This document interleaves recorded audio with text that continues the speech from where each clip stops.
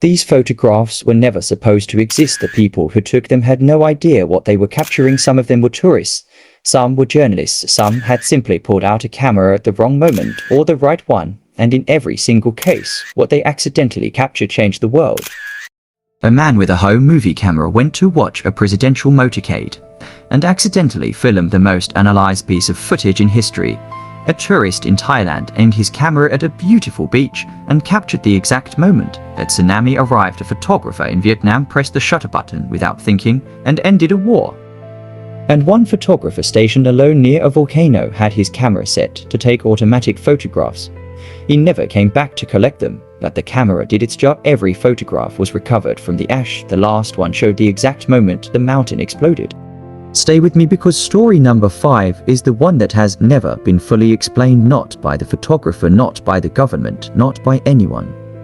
These are real. Every photograph in this video exists. You can find every single one online, and once you know the story behind them, you will never look at them the same way again.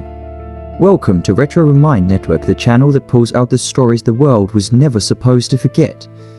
A photograph captures 1 second, one fraction of a second, and then time moves on, but that single frozen moment can contain more history, more truth, more heartbreak than 1,000 words ever could. Today 8 photographs, 8 moments that were never supposed to be recorded, and 8 stories that will change the way you see history forever.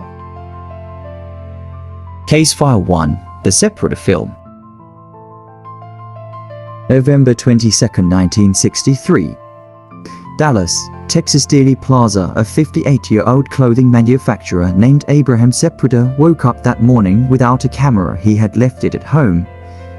His secretary convinced him to go back and get it, because President Kennedy's motorcade was passing through Dallas that day, and it seemed like something worth filming for the family collection. Sepulveda positioned himself on a concrete pedestal at Dealey Plaza with a clear view of the road. He pressed record on his Bell and Howell 8mm home movie camera. The motorcade came into view. Kennedy was smiling and waving. What happened next, Sepulveda captured on film. Abraham Sepulveda was so distressed by what he had filmed that he could barely speak. He handed the film to the Secret Service the same afternoon.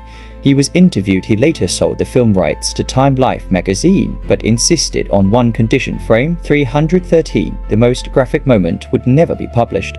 Time Life honored that agreement for years. The American public never saw the actual footage, they only read about it. Then in 1975, a journalist named Geraldo Rivera broadcast the film on national television without permission. America saw it for the first time. The country was shaken to its core. Abraham Sepulveda had simply gone back home to get his camera. He had no idea he was about to film the moment that defined a generation. Case File 2. The Tank Man.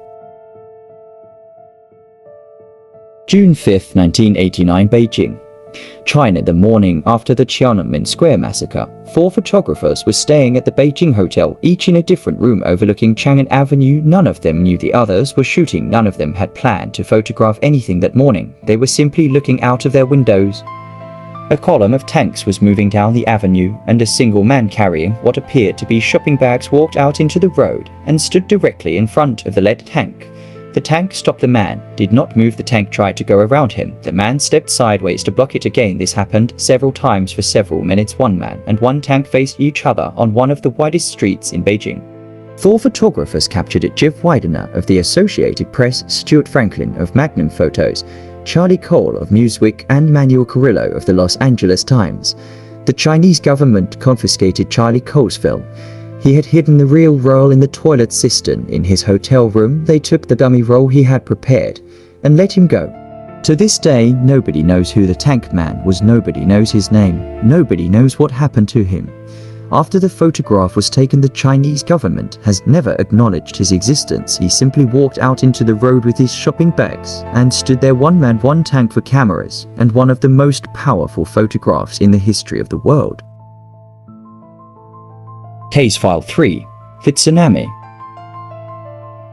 A perfect holiday photograph. December 26, 2000 for 7:58. In the morning, the coast of Thailand. Christmas had just ended. The beaches were full of tourists from Britain, Germany, Australia, Sweden, and dozens of other countries. Families on holiday, couples celebrating, children playing in the sand.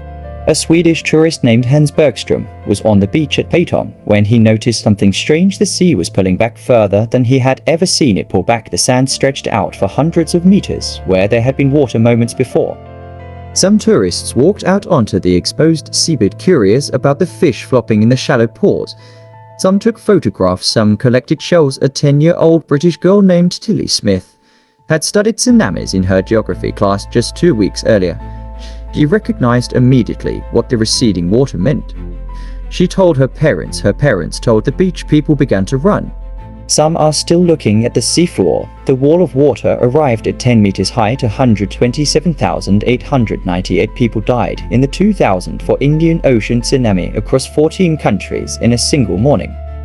The beach at Peyton where Tilly Smith gave her warning was one of the few beaches where nobody died. Her geography teacher had shown the class a photograph of a receding shoreline the week before, and a 10-year-old girl had remembered it.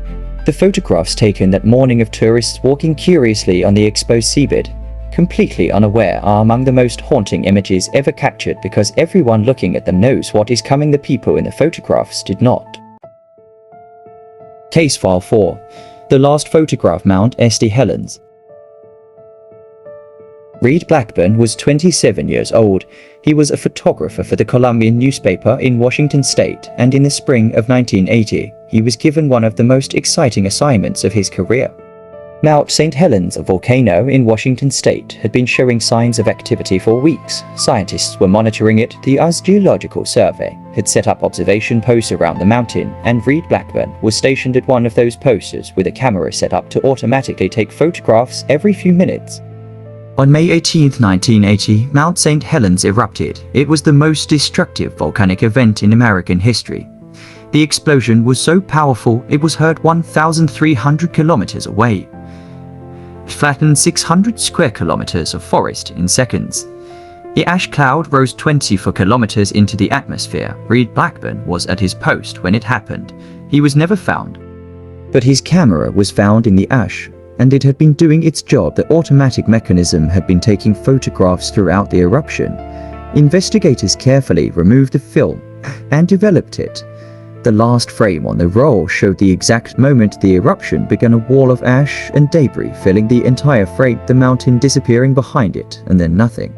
Reed Blackburn never knew he had taken that final photograph. History camera captured it automatically in the last seconds before everything was buried. Case File 5. The photograph that ended a war. February 1, 1968, Saigon, Vietnam. Eddie Adams was a 30-year-old Associated Press photographer who had been covering the Vietnam War for 2 years. On the morning of February 1st, he was on a street in Saigon when he saw a group of South Vietnamese soldiers escorting a prisoner. Adams raised his camera automatically, a professional instinct. He pointed it at the prisoner and the soldiers. He pressed the shutter button in that exact fraction of a second. The South Vietnamese General Nguyen Ngoc Loan raised a pistol to the prisoner's head and fired. Adams had no idea what was about to happen. He pressed the shutter button the same way he had pressed it thousands of times before, a reflex, a habit. The photograph won the Pulitzer Prize. It appeared on the front page of newspapers around the world. It became the defining image of the Vietnam War. Historians credit it as one of the photographs that turned American public opinion against the war and ultimately led to the United States withdrawal. Eddie Adams spent the rest of his life conflicted about that photograph. He later wrote an apology to General Loan saying the photograph had ruined his life, that it had not shown the full context of what was happening in the war. He attended General Loan's funeral when he died in 1998. A single reflex, a single fraction of a second, a single press of a shutter button, and a photograph that changed the course of history. Case File 6. Omera Sanchez. November 13, 1985, Omero, Colombia. The Nevado del Ruiz volcano erupted that night, melting the glacier at its peak and sending a massive wall of mud and debris down the mountain at 60 kilometers per hour. It buried the town of Omero while most of its residents were asleep. 23,000 people died. Among the survivors partially buried was a 13-year-old girl named Omera Sanchez. She was trapped from the waist down beneath the debris of her own home. Rescuers worked desperately to free her. They could not. The concrete and wreckage that held her was too heavy, and removing it would have required pumping equipment that had not yet arrived. French photographer Frank Fournier arrived at the scene and photographed her. He later said that she was calm, that she prayed, that she asked rescuers about her schoolwork, worried about falling behind, that she sang songs. For 3 days, Amira Sanchez waited. She spoke to journalists, she spoke to rescuers, she asked her mother not to worry. On the third day, she began to hallucinate from the cold and the exhaustion. She died on November 16, 1985. She was 13 years old. Frank Fournier's photograph of Amira Sanchez won the World Press Photo of the Year in 1986. When it was published, it sparked a global argument about photography itself. Should he have put the camera down? Should he have helped instead of photographed? Fournier said the photograph had one purpose: to make the world see what was happening, to make governments act faster in future disasters, to make sure Amira Sanchez was not forgotten. She was not forgotten. Case File 7. The Last 10 Minutes. August 31, 1997, Paris, France, 12:19 am. The CCTV cameras at the Ritz Hotel captured Princess Diana and Dodi Fayed leaving the hotel through the rear entrance. The footage runs for approximately 10 minutes. Diana is wearing a black dress. He looks tired. She is moving quickly, trying to avoid the photographers gathered at the front of the hotel. She does not know there are photographers waiting at the rear as well. The footage shows the couple getting into a black Mercedes. The car pulls away slowly through the back streets of Paris. The CCTV cameras track it for a few hundred meters, and then it leaves the frame. The Pont de Lama tunnel is approximately 4 minutes from the Ritz Hotel. The CCTV footage from that night was reviewed frame by investigators. Every detail was analyzed, every second was studied. The last frame, on which Diana is clearly visible, shows her turning to look out of the rear window of the car. Investigators have debated for years about what she was looking at. Some say she was looking at the photographers following the car on motorcycles. Some say she was simply looking back at the hotel they had just left. Some say she was looking at nothing, simply turning in her seat. Nobody knows for certain. The footage ends, the tunnel begins, and the rest the whole world knows. Case File 8. The photograph nobody wanted to print. September 11, 2001, New York City, 9:41 am. Associated Press photographer Richard Drew was covering a fashion show in Manhattan. When his pager went off, he looked at the message. He put down his camera. He ran toward the World Trade Center. He arrived to find both towers burning. He began photographing. He was photographing the crowd, the emergency vehicles, the smoke, when he saw movement above him. People were falling from the tower. Some were jumping, some were falling. It was impossible to tell the difference from the ground. Richard Drew raised his camera. He pressed the shutter button 12 times in rapid succession. One of those 12 frames produced one of the most debated photographs in American history. The photograph was published in newspapers across America on September 12, 2001. The public reaction was immediate and overwhelming. People were outraged.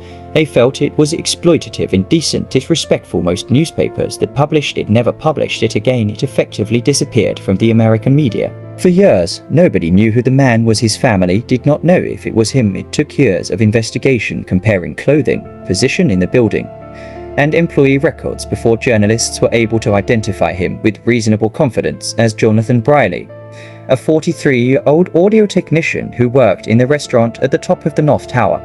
His family has never officially confirmed or denied it. Richard Drew has said in interviews that he does not regret taking the photograph. He said it was his job to be a witness, to record what happened so that it could never be erased or denied or forgotten. He pressed the shutter button 12 times. One frame changed history.